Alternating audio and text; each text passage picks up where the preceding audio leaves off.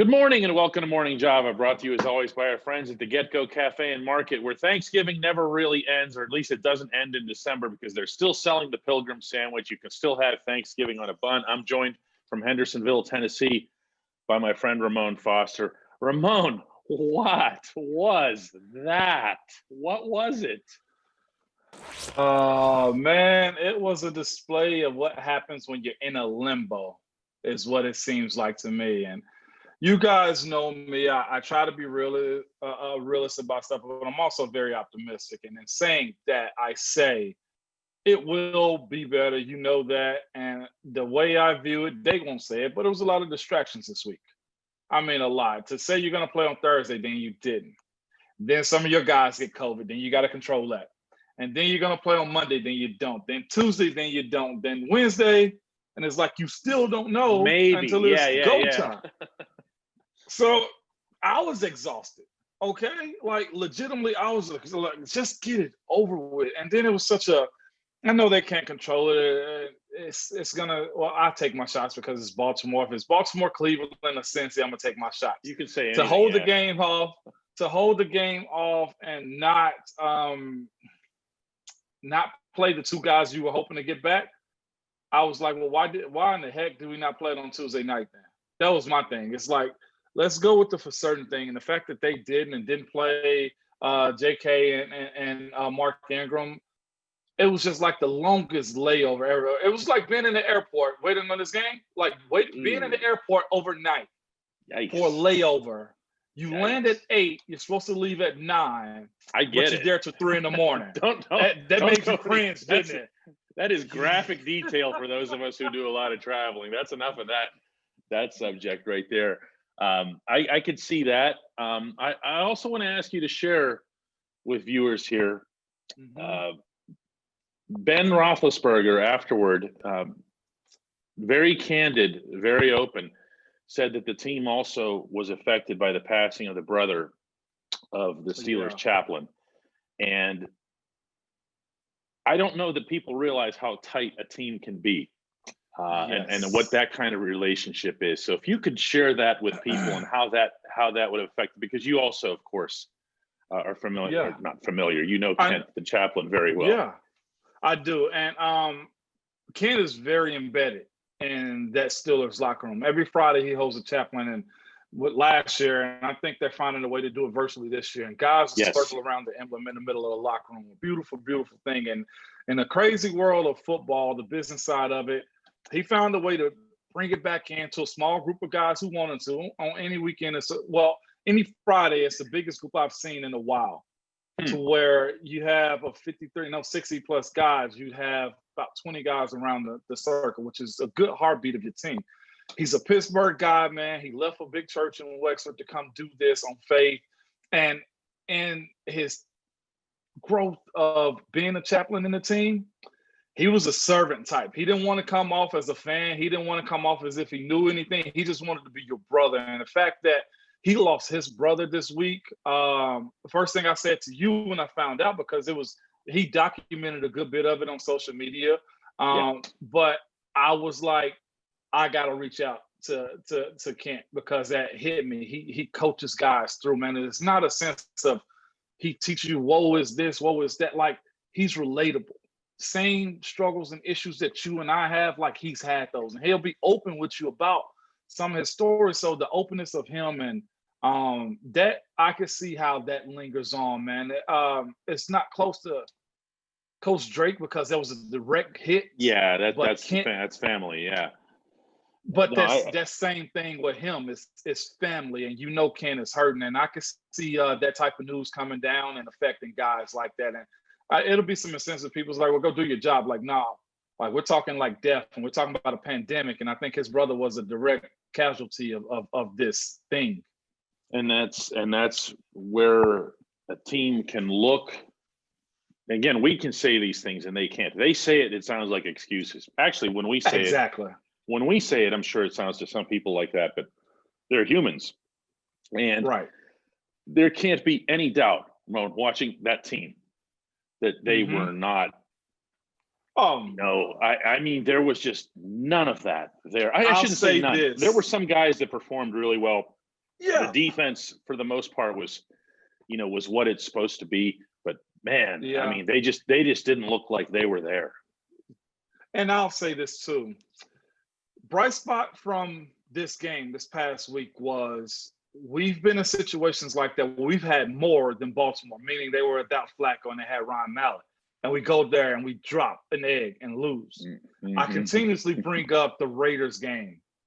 When we went out there, steamrolling, I think we was like 4 games, maybe 4 wins in a row or something like that. And we go out there 5 in a row and drop it.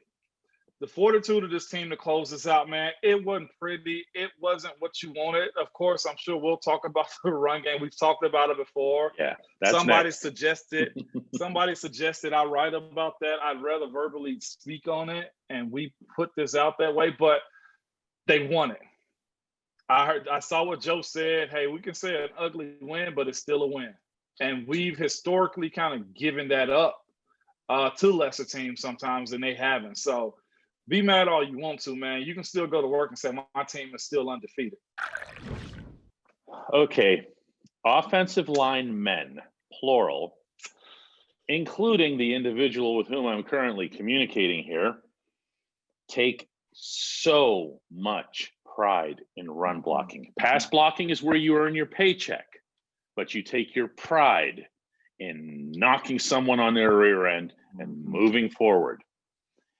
After this game against Baltimore, one reporter asked Mike Tomlin about Benny Snell's performance and the running game. And Tomlin jumps in and says he thought Benny Snell's effort was an individual effort. Exactly. Okay. He thought that Benny Snell had no lanes, no nothing, that he basically just carved his own way. Now, he might be doing this as a matter of convenience because Marquise Pouncey obviously did not play. So you're not rolling Pounce under the bus, which would be a big old no-no. Okay. All right. So, but we're still talking about an offensive line with Alejandro Villanueva, David DeCastro, Matt Filer. Okay, these are their guys. Yeah. He's sending a message. His term for this was unacceptable. You and I have talked about the team's run blocking. I don't know why it's not there, Ramon. Help me out here. Why is it not there? Okay. I'm going to take off my glasses for a Go ahead. Okay. I'm not asking you to criticize your brothers and whatever. Okay, so I promise you I'd never put you in that position. But I'm looking more for an explainer here as opposed to hey, these guys really stink or something. Because we know better than that. We know they're good at this. Yeah, they are, and they've proven it time and time again. Yes. They are. I was excited when they started running counter a little bit with Dave pulling to the left. That was something I was encouraged by. That's his strength. They got discouraged. Yeah, I think they got discouraged a little bit when certain runs weren't working. The run that I had my biggest question mark on was the toss right. I said it time and time again. Pittsburgh is not a toss team, an outside zone tossing the ball team. They're a downhill counter power team, and for some reason it's not being called or it's getting away from really, really fast. And it's happened before in the past. I mean, that's the reason Coach Haley came up with the term when he was there. We're going 4-down mode. 4-down mode is we're committing to the run no matter what happens. Like, I don't care if we get 1 yard. That way. Yeah. And he would say, we're running double, we're running pike, we're running counter, we're running bob, we're running those were the things that we were going to run, and there was nothing else.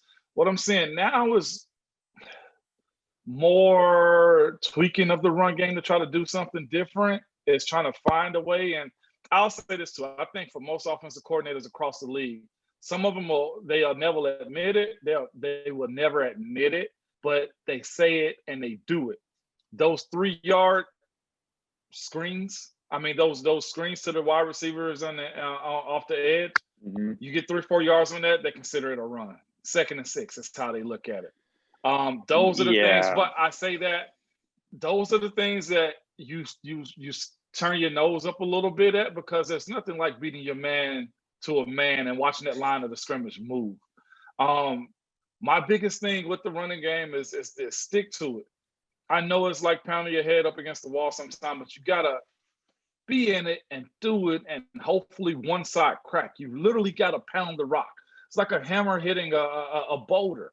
You chip away at it. It ain't gonna be this. It ain't gonna be a home run every single time, but you got to at least attempt it. It was a few sets when they were in the red zone. They did not throw it at all. They went empty or either shifted to empty. Like it was some goal line plays. It's an empty And set I with get a it. Ben is fullback. Empty set with he's a a Hall of fullback. Famer. You know what I'm talking about, because Derek Watt Yeah. went running.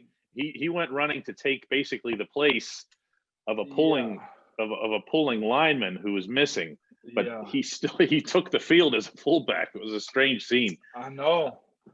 It's I don't want to say anything like it's getting too cute, but I would, if you told me to go back to the basics, it would be downhill runs. Like, yeah, I get it. The guys might not want to do it every time, going side to side, but right now it seems like our backs aren't finding the hole the way they should on those runs, or securing the edge. More than likely is what happened yesterday during the game, is they weren't able to secure the edge, and it was I'm sitting back like it's got to get going. But on the other side of them too, I know they've been let's get it going then. Let's look at because Washington is a flawed team, and we'll get to them in the third segment. But they do have, for the most part, a defense, and especially up front. They have guys up front. They have a pass rush. Now, it's NFC East, so you never know who's good and who's not until you expose them somewhere. But they have shown that they have people up front on their line. Yeah. Take me through a Pittsburgh offense that does what you're talking about. Is it Vance McDonald at tight end? Are you sending Biggs out there? What are you doing? What are you doing to keep pounding? You're saying pounding that rock. I'm thinking of it as pounding the wall. But they did run up the middle at times. They did against the Ravens, and it just did nothing.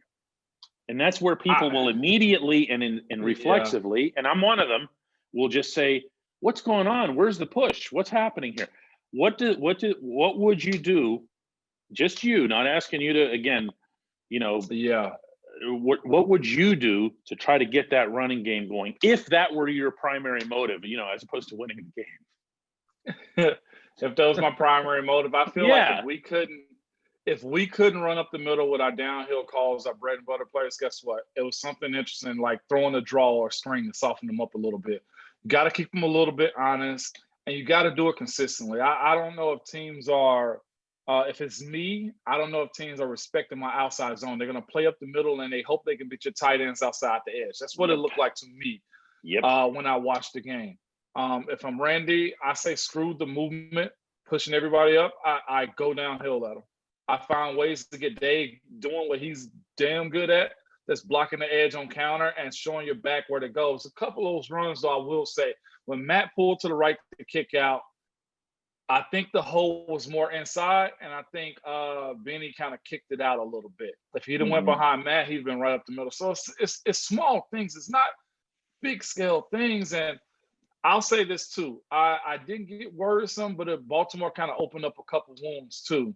Even on the other side of the ball, the defense. And maybe it was because it was Baltimore. You didn't know what the hell he was bringing at you. But the run game yesterday and stopping RG3, teams are going to find ways to try to bite off of that. So for me, it's run game on both sides. And I know they didn't give up much yesterday, and they won the game. But as we talked about before, you want to win every game that's in front of you. But the measuring stick right now is that team in Kansas City. And you got to be able to do either a couple of things.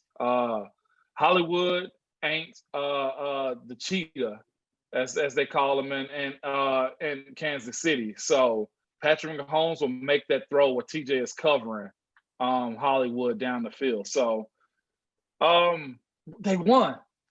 I know they won, Moan, but it's not the same thing. No, but here's why.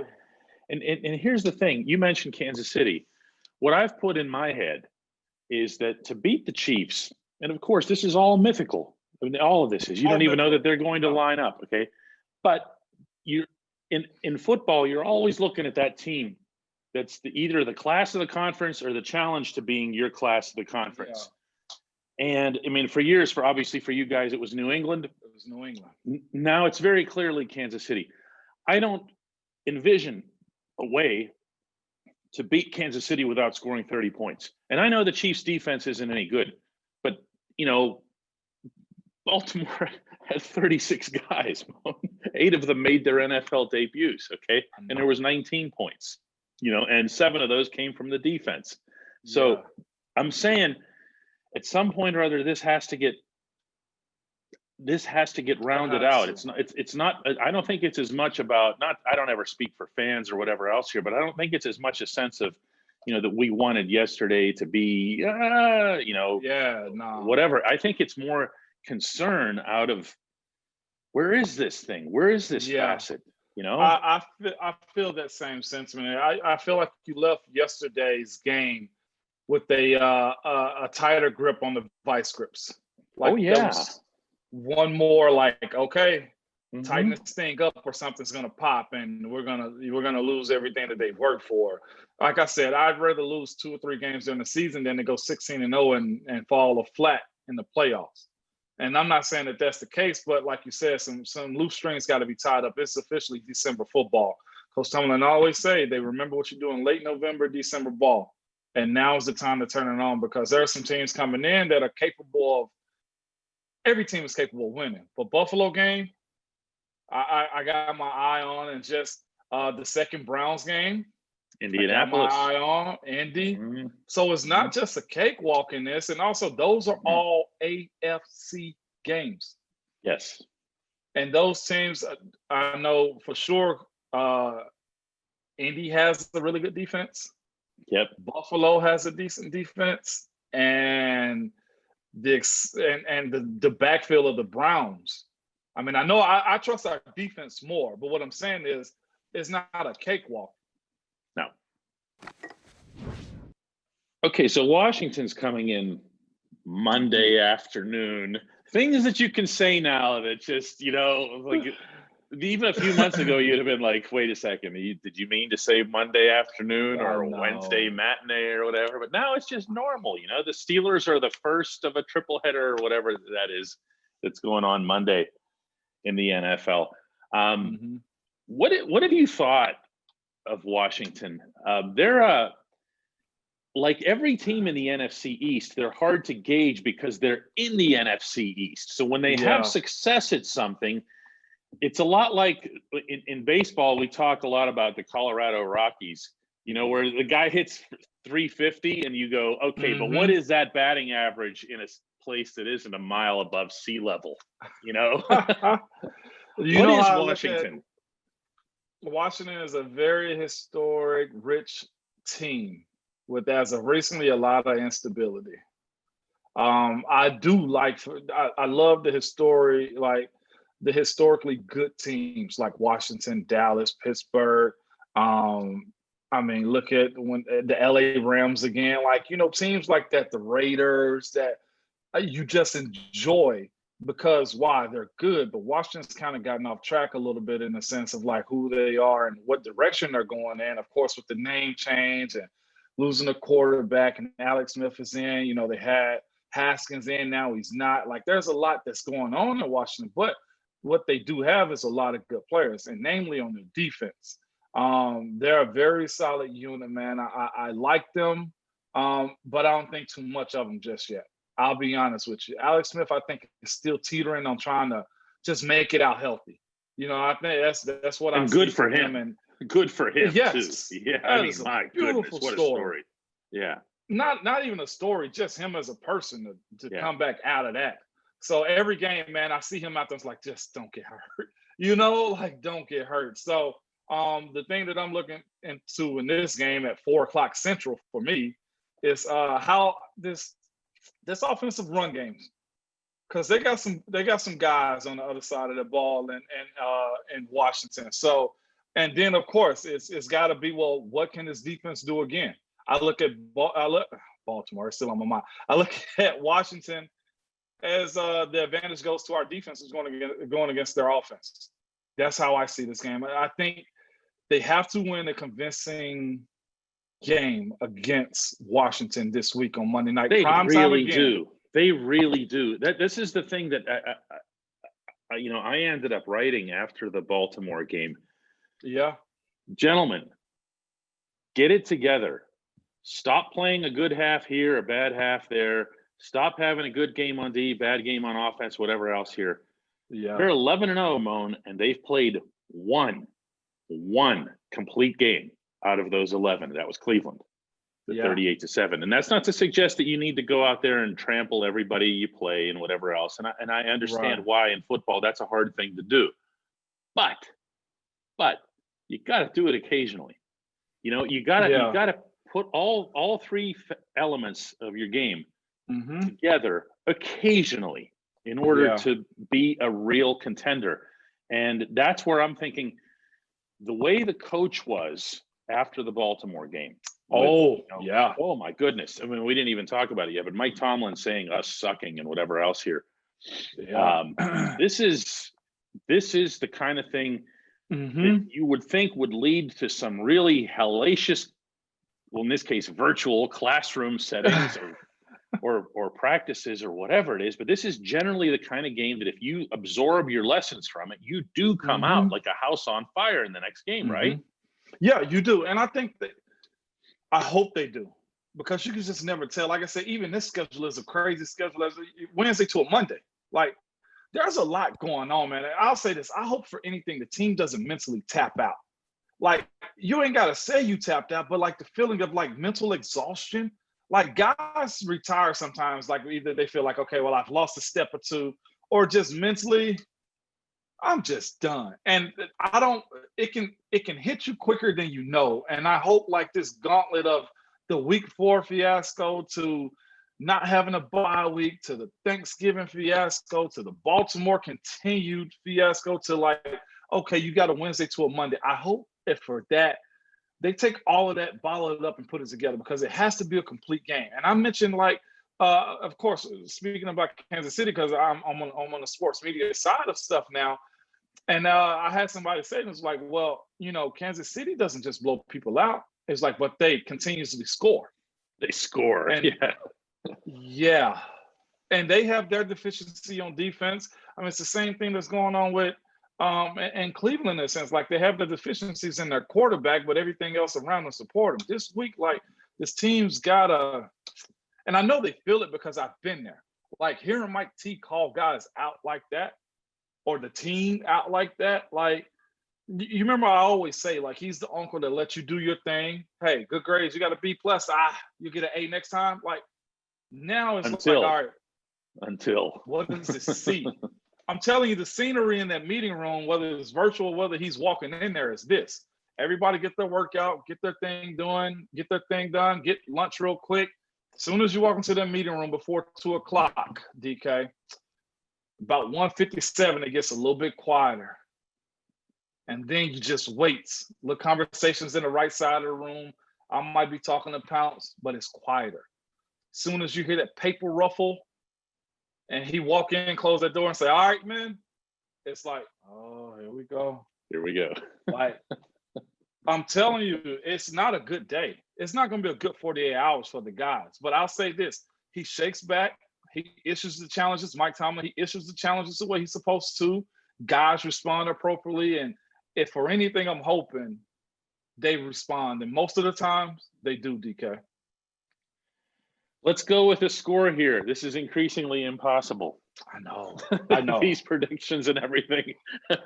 But first they thinking I'm an expert bookie, to now I'm like laughing. I know, right?